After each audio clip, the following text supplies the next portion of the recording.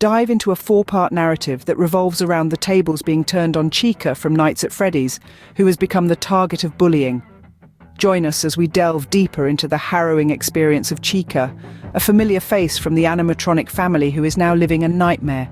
Chika, whom we've come to know as a formidable antagonist, a character of great courage and strength, is now on the receiving end of relentless bullying. Imagine this: Chika, a previously daunting animatronic bird, once a source of fear, now finds herself a victim. In an unexpected twist, this persistent bullying has thrust her into a role she is unfamiliar with. No longer the feared antagonist, she has now become the prey, the bullied, the tormented. Every day she faces the same horrifying experiences, the constant taunts, the mockery, the insults. The echoes of laughter from her tormentor, a sadistic soundtrack to her daily life, is a heart-rending reminder of her harsh reality. Her everyday existence has morphed into a terrifying maze of humiliation and suffering.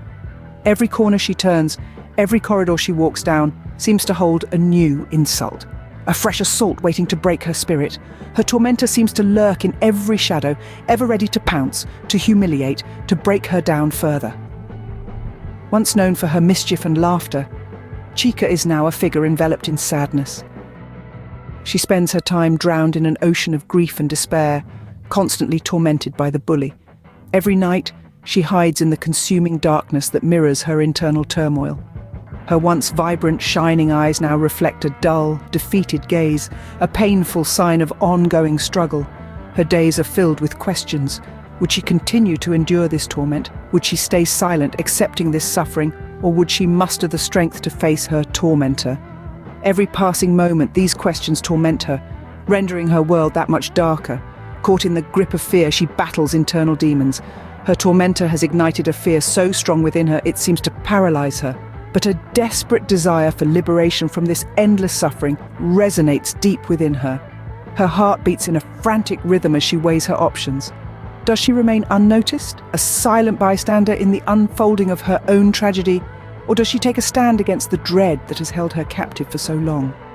Step into a world where Chika stands on the precipice of two paths.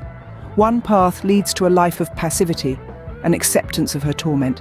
The other path leads towards resistance, towards courage, toward the possibility of a different life.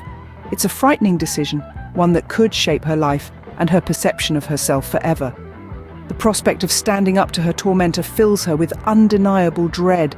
However, the thought of living her life shrouded in fear, constantly in the shadows, is equally terrifying. She grapples with this decision, her mind constantly oscillating between the two extremes. What will she choose?